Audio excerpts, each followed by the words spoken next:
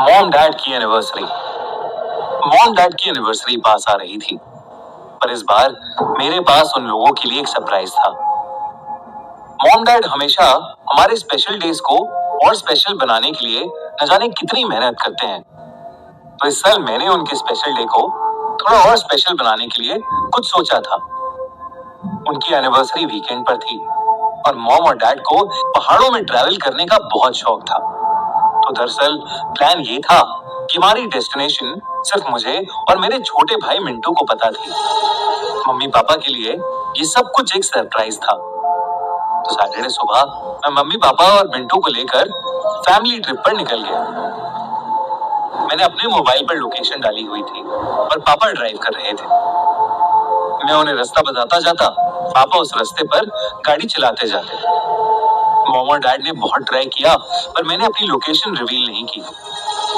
करीबन 6 घंटे की ड्राइव के बाद हम पहाड़ों में आ गए थे। हम सब अपने फेवरेट सॉन्ग्स चलाकर गाड़ी में एंजॉय करते हुए जा रहे थे कि तभी हमारे सामने एक टनल क्रॉसिंग आई और जैसे ही हमारी गाड़ी उस टनल के नजदीक पहुंची, कुछ ऐसा हुआ जिससे हम सब के दिल दहल गए। पहाड़ के ऊपर से बड़े बड़े पत्थर हमारी गाड़ी के ठीक सामने आकर गिरे। पापा ने जोरों से ब्रेक लगाई। हम लोगों के साथ उस दिन बहुत बुरा हादसा हो सकता था, पर हमारी जान बाल बाल बची थी। उस इंसिडेंट के बाद पूरा प्लान खराब हो गया था। हम सब बस घर जाना चाहते थे। पापा ने कुछ देर के लिए गाड़ी साइड में लगाई और फिर यूटर्न लेकर वापस दिल्ली की तरफ जाने लगे। उसी रोड पर वापस जाते हुए मुझे एक साइन दिखा, दिल्ली 280 किलोमीटर्स। फिर कुछ 15 मिनट बाद मुझे वो साइन फिर से दिखाई दिया, दिल्ली 280 किलोमीटर्स। मुझे लगा कि शायद मुझे पढ़ने में गलती हुई है, पर फिर कुछ देर बाद मुझे वो साइन फिर से तीसरी बार दिखा, दिल्ली 280 किलोमीटर्स। हम रास्ते पर चले जा रहे थे, लेकिन दिल्ली वाले उस साइन पर किलोमीटर्स कम ही नहीं हो रहे थे। मैंने पापा से गाड़ी रोकने को कहा। मैंने उन्हें समझाने की कोशिश की, पर किसी को मेरी बात पर विश्वास ही नहीं हो रहा था। सबका मूड ऑलरेडी बहुत खराब था, इसलिए पापा ने मुझे चुप कराया और गाड़ी चलाना शुरू कर दिया। कुछ ही दूर जाने के बाद हमें दिखा कि रोड पर एक बहुत ही बूढ़ी सी औरत बैठी हुई कीनू बेच रही थी। मिंटू को कीनू खाना बहुत पसंद था, इसलिए हमने रुककर उस औरत से थोड़े बहुत कीनू खरीद लिए और गाड़ी में आकर बैठ गए। पापा गाड़ी चला रहे थे, पर कुछ ही देर में कुछ ऐसा हुआ जिससे सबके होश उड़ गए। हमें वही कीनू बेचती औरत फिर से दिखाई दी।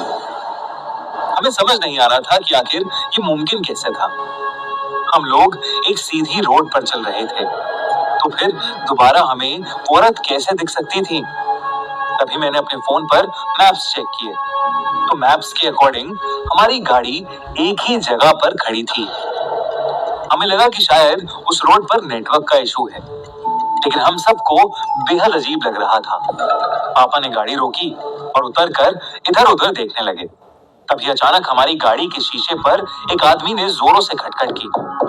हम डर गए, पर मैंने गाड़ी की विंडो खोलकर उस आदमी से पूछा कि वो कौन है। उस आदमी ने मुस्कुराकर मुझसे कहा, आप लोग दिल्ली जा रहे हैं? ये रास्ता तो पहाड़ी गांव जाता है, आप यूटर्न ले लीजिए। इतना कहकर वो आदमी वहां से चला गया। पापा ने वैसा ही किया जैसा उस आदमी ने कहा, पर फिर 15 मिनट के बाद हम लोग उसी जगह पर वापस आ गए।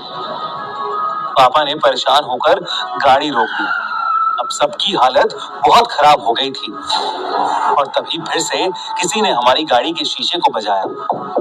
हमारे रोंगटे खड़े हो गए जब हमने देखा कि गाड़ी के बाहर फिर से वही आदमी था जिसने हमें अभी कुछ देर पहले ही रास्ता बताया था। पापा गुस्से में गाड़ी से बाहर निकले। उस आदमी ने फिर से मुस्कुराकर वही कहा, आप लोग दिल्ली जा रहे हैं? ये रास्ता तो पहाड़ी गांव की तरफ जाता है, आप यूटर्न ले लीजिए। मेरे पापा को गुस्सा आ रहा था, लेकिन इससे पहले कि वो कुछ कर पाते, वो आदमी पापा की आंखों के सामने से गायब हो गया। पापा और हम सब की आंखें फटी की फटी रह गईं। वो दौड़कर गाड़ी में वापस आए और तेज स्पीड से गाड़ी को थोड़ा आगे ले गए। हम जिस भी डायरेक्शन में जा रहे थे घूमकर वहीं वापस आ रहे थे। हमें समझ नहीं आ रहा था कि हम इस चक्रव्यूह से कैसे बाहर निकलें।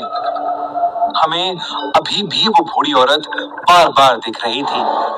पापा ने हिम्मत करके उस बूढ़ी औरत के पास गाड़ी लगाई और गाड़ी से उतरकर उस रास्ते के बारे में उस बूढ़ी औरत से पूछने चले गए। हम सब भी पापा के पीछे पीछे चल दिए।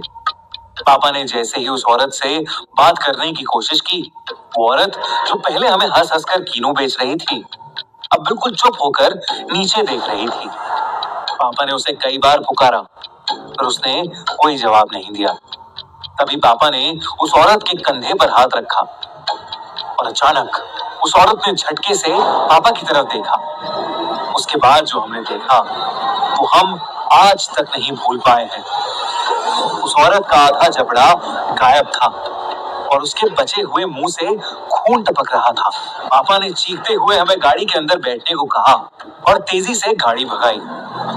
उस औरत को देखकर पापा की हालत इतनी खराब हो गई थी कि कुछ ही दूर जाते ही पापा से गाड़ी का कंट्रोल छूट गया और हमारी गाड़ी एक पेड़ से जाकर टकरा गई। मेरी आंख खुली तो हम सभी गाड़ी के अंदर ही बैठे थे पर हमारी गाड़ी उसी टनल के सामने खड़ी थी जहां पर बड़े बड़े पत्थर गिरे हुए थे। पर अब उस टनल के सामने कुछ भी नहीं था, ना तो हमें और ना ही हमारी गाड़ी को एक खरोंच तक आई थी।